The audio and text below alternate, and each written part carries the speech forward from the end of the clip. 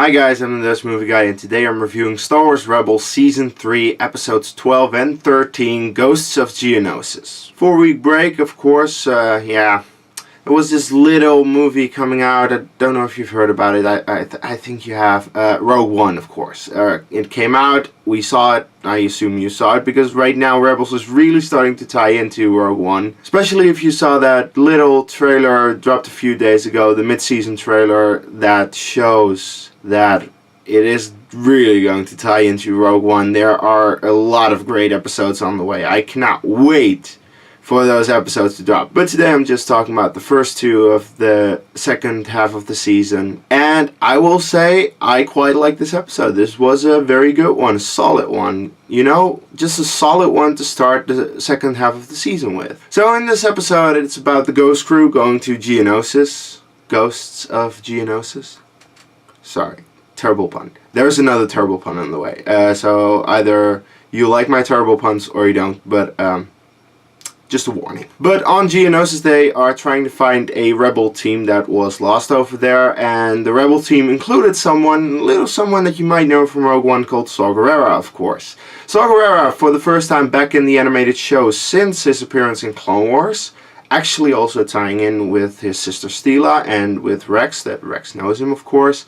And Saw Gerrera is already showing in this episode that he is a little bit more extreme than the normal rebels. Like, the normal rebels are trying to find the good solution. But Saw Gerrera is like, nah, fuck that, I'm going to do whatever I want. And you already see them disagreeing, and it's definitely showing that he's a little bit more extreme than the rest. The crew finds out on Geonosis that the entire Geonosian race has been eliminated, or at least a really big part of it, and they're really like trying to find out what did that, like why the Empire did that. Well, if you're very Catalyst, you should know that. Because that's the thing. This episode, I already said in my last review, like, it's probably going to tie into Catalyst, with knowing that in Catalyst the Death Star was built above Geonosis. Seeing that in this episode, recognizing those events, oh yes, me as a Canon junkie, there are a lot of tie-ins in this episode, and I'm like, yes, this is exactly the reason I read everything and watch everything in the Canon, because all these tie-ins, I recognize them, and I'm like, oh yeah, I know that. It's just great for me,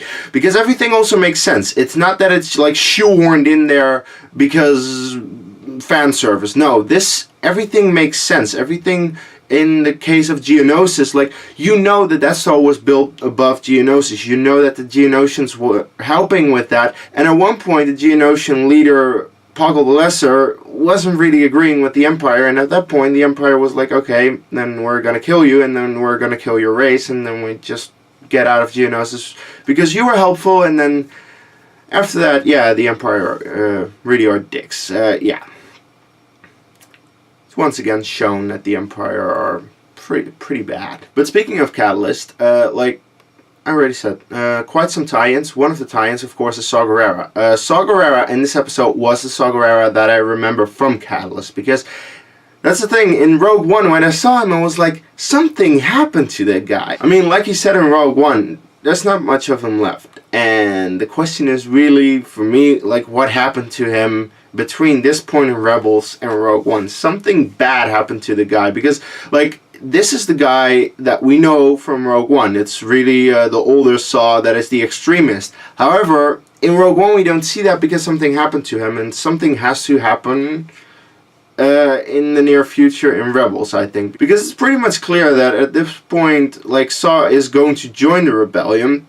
At least, like, he already did that, I think, but Mon Mothma is speaking about the moment that, yeah, the rebellion and Saw weren't seeing eye to eye anymore, and at that point Saw left, and at one point something has to have happened. So I'm really interested to where that goes. But, like, what I saw from Saw in this episode, saw from Saw, another red pun. That was completely unintentional, but I just recognized it. Saw from Saw, Seesaw, yeah, whatever. Okay, I'm rambling. But what I saw from him, it was pretty nice. It was pretty good to see that again, and especially like the tie-in with Steela. Like, I saw the episode of Clone Wars quite recently, a few months ago, the Onderon arc with Steela and Saw Gerrera, of course. And seeing Steela again, seeing her hologram and Saw reacting to that, actually was quite emotional. And it's really great that they're tying that in so well. Now another tie-in, I'm not going to spoil this, read the Vader comic. Read the Vader comic and you know what I'm talking about. That's all I'll say about it, because saying anything else will definitely spoil something, but Vader comic, there are some tie-ins. But besides all the tie-ins and me as a Canon junkie just fanboying over the fact that everything is tying in so well, and then I'm like, oh, everything makes sense, and yeah, whatever. But besides that, it was a really solid episode. There was nice action, the Ghost crew actually working all together, a little bit separately, like they split up, but they are working together as the team that we know, and I really like that. And especially, I love Hera. I really loved Hera in this episode, because from now on, I am going to be like a hawk, focusing on every single moment that Hera is in to see how she becomes a general, because that is my most anticipated thing in Rebels right now. I know she's becoming General Syndulla. Knowing that, I'm like, oh my god, this is the best thing ever in Star Wars Rebels. Because I've seen some people, like before Rogue One, people were saying, nah, Hera is going to die in Season 3. Ha! Ha! Sorry, I just had to do that, but ha! She's not. And it's so awesome that she's going to be a general scene. I mean, yes, she may die in the Battle of Scarif or very short after that, but I know that at least until the Battle of Scarif, she is going to survive and she's going to be a general. So I'm like a hawk focusing on her. She was awesome in this episode. Like, how she was leading the squad, how she was really, like, piloting Ghost. Every time just she pilots the Ghost, and it's amazing because it's her ship and she is a fucking amazing pilot, of course.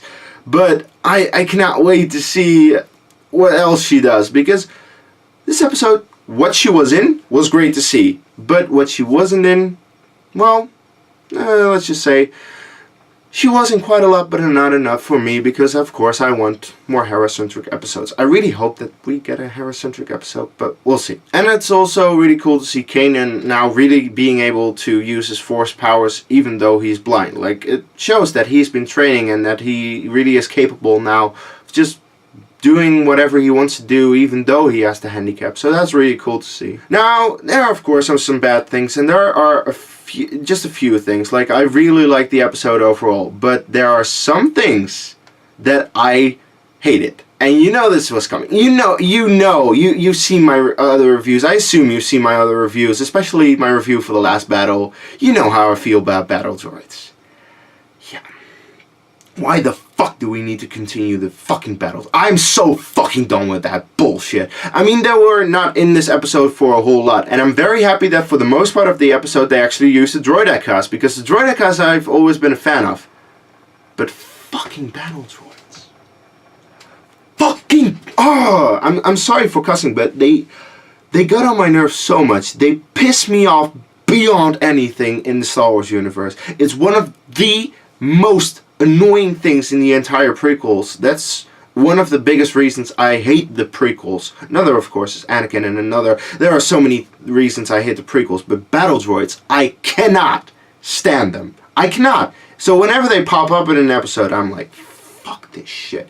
Luckily, they were in here for like 2 minutes, so I was only annoyed for 2 minutes, not for much longer. Not like the last battle. That was terrible. But, yeah... really is a complaint, and I really don't want to see them again. Anywho, another thing, yeah, shows that it's a kid's show. It definitely is a kid's show. And I hate that Ezra has to call the bug click clack.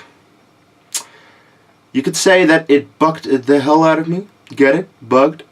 Sorry. I'm using some terrible puns today, but they really made it easy, you know, in case like Ghosts of Geonosis and I saw again, and there were things that bugged me in this episode. I'm sorry.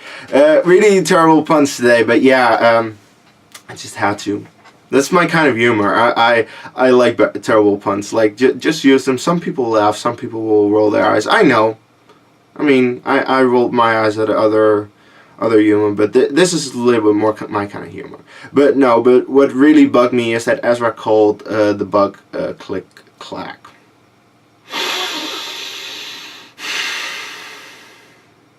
It's a good show. Kids watch this as well. I know. It's still bullshit. But whatever, you know, it's one thing that every time he called, especially the first time, I was like, Can I roll my eyes any harder? Yeah. Whatever. It happens. But other than that, I didn't really have a whole lot of complaints. I really liked the episode. I will probably see it again. But let's talk about next week. Because next week's episode, it's called Warhead.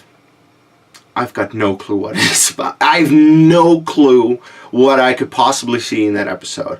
I can only say some things that I'd like to see. And of course, I will watch Rebels Recon where they show the short clip where we already get a tease of like what's to come. But yeah, I really have no idea. What I want to see, I want to see Thrawn. It would be really cool to see Thrawn. Because what I saw from Thrawn in that trailer, wow, that looked really cool. Like a badass. Like he's not only a tactical mastermind, he still is that.